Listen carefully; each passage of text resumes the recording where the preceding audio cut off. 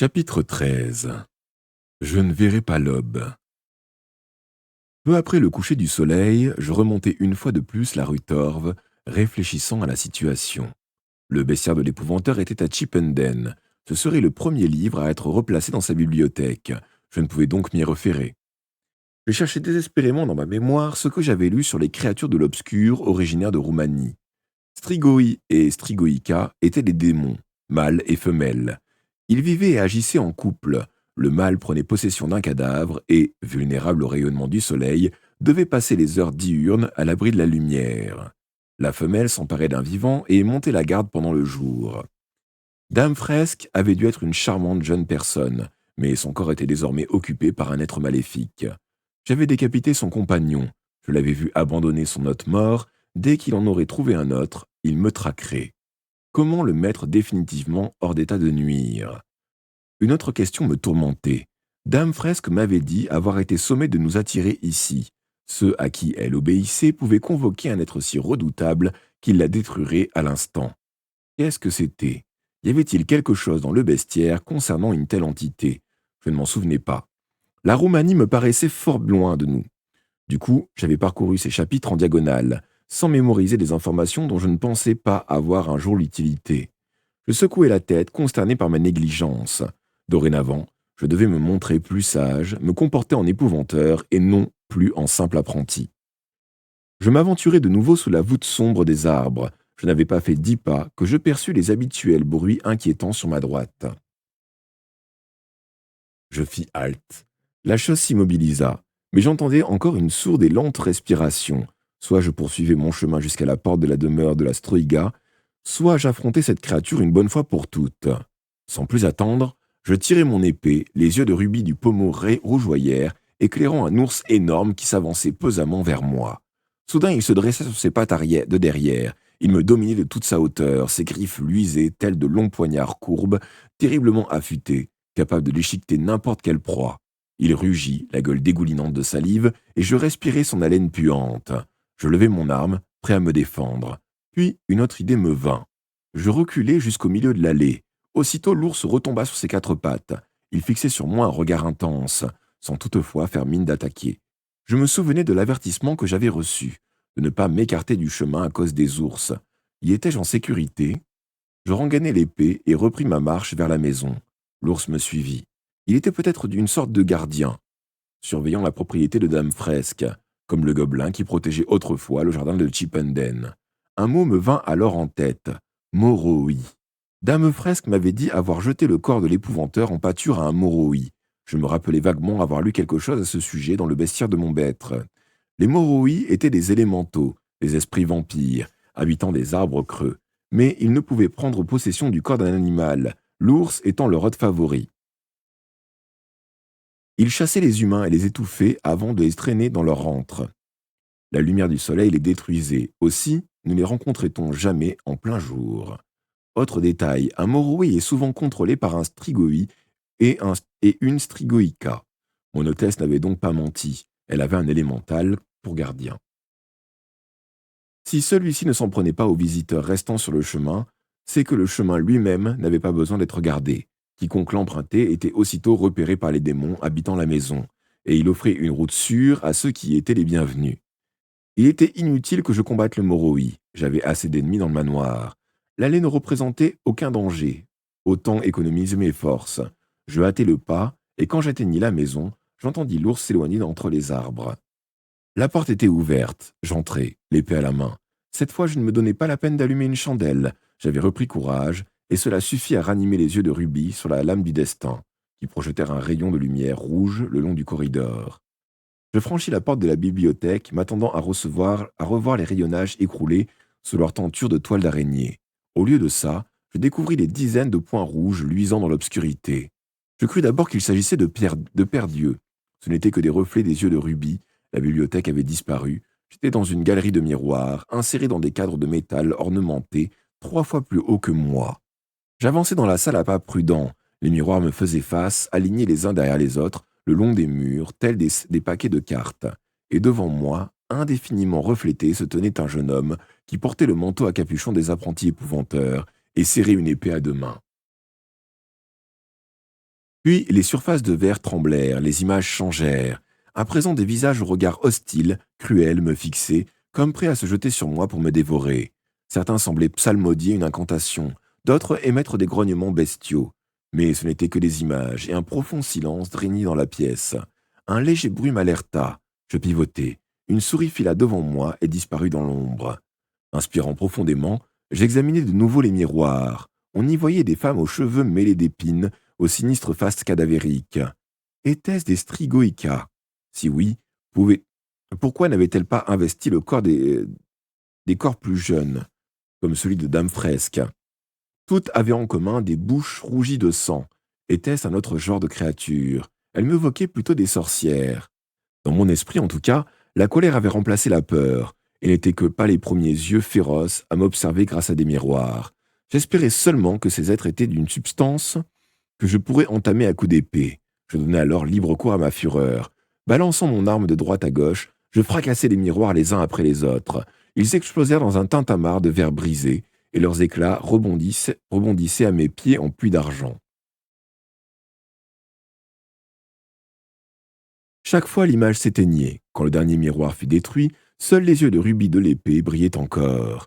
Mais quand je dépassai le dernier cadre vide, je fus fort désappointé. Au lieu de la porte menant à la cave, je ne trouvais qu'un mur nu. Je m'étais préparé à descendre pour me battre et délivrer mon maître de ses tourments, à donner ma vie s'il le fallait.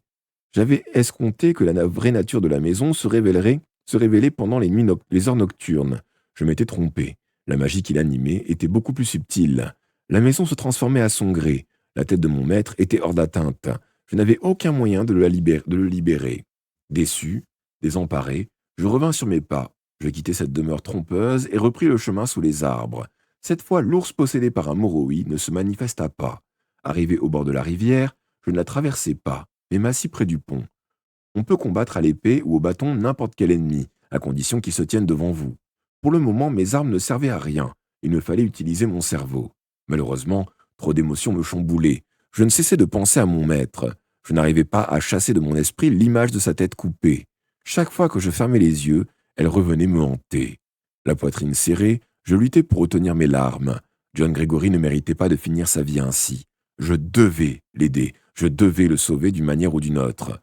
Incapable de rester assis, je me relevai. Je n'avais pas exploré cette partie de Todd Morden. Il n'existait peut-être un autre moyen d'approcher de la maison, et même d'y entrer.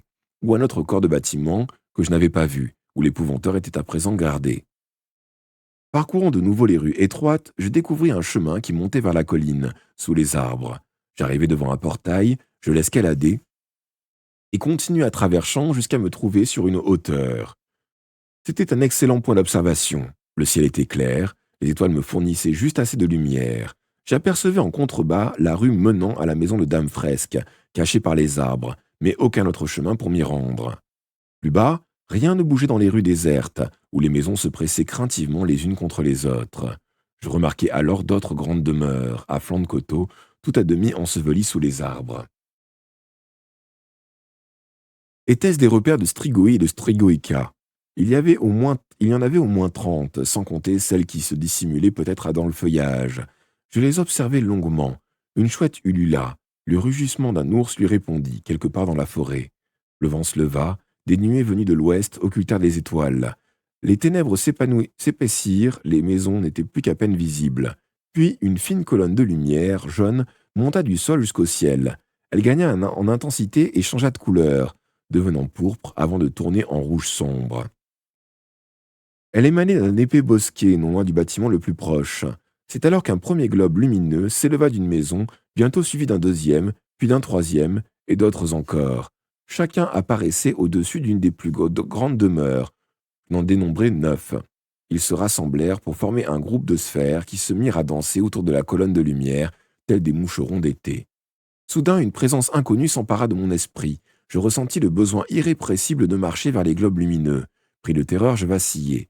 Je savais ce qu'étaient ces entités et quel terrible danger elles représentaient. C'étaient les sorcières roumaines qui vivaient en solitaire. Ce que je voyais étaient leurs âmes projetées hors de leur corps grâce à la magie animiste. Elles ne se réunissaient que de cette façon. D'après le vestiaire de mon maître, elles ne buvaient pas de sang humain, mais si, sous leurs aspects de globes lumineux, elles rencontraient un humain, Elles aspiraient ses forces vitales, entraînant une mort rapide et inévitable. Je sentais leur pouvoir, elles connaissaient ma présence à Todmorden. Cependant, faute de m'avoir localisé avec précision, elles tentaient de m'attirer par magie. Ce fut d'abord comme un étrange et puissante musique à l'intérieur de mon crâne. Elle me rappelait le chant des sirènes, le long des côtes de Grèce, si mélodieux et si traître. Mon état de septième fils d'un septième fils, me conférant une certaine immunité contre les entités de l'obscur, j'y avais résisté comme je résistais maintenant, jusqu'à ce que la musique faiblisse et se taise. Sans doute les sorcières avaient-elles pris la mesure de mon endurance, car elles employèrent ensuite un charme visuel. Les sphères lumineuses entamèrent une danse complexe, mêlée de pulsations et de changements de couleurs, et je sentis ma volonté fléchir, mon esprit voletant à leur rencontre, tel un papillon de nuit vers la flamme qui va le consumer. Je m'accroupis et me recroquevillai, luttant de toutes mes forces contre cette attirance. La sueur me ruisselait sur le front. Peu à peu, le désir de m'élancer vers les sphères s'atténua avant de s'éteindre tout à fait. Néanmoins, le danger n'était pas écarté. Si j'étais repéré, j'étais condamné. Après 10 bonnes minutes de danse autour de la colonne de lumière rouge, les 9 sphères se fondirent et en un seul large globe rougeoyant qui fila vers le nord et disparut. Où les sorcières étaient-elles parties? Chassaient-elles une autre proie? Peut-être évitait-elle de tuer trop près de la ville. Si elle attirait l'attention, Todmorden serait vite dépeuplée et la terreur se répandrait sur toute la région. Le vent qui avait soufflé avec rage mourut progressivement. Dans le profond silence qui enveloppa la vallée monta l'appel obsédant d'un engoulevent, auquel répondit le ululement d'une chouette. Au loin, de l'autre côté du fleuve, un bébé pleura, quelqu'un toussa et rouspéta. Quelques instants plus tard, l'enfant se tut. Sans doute sa mère le nourrissait-il. Ce n'étaient que des bruits familiers de la nuit. J'entendis alors autre chose.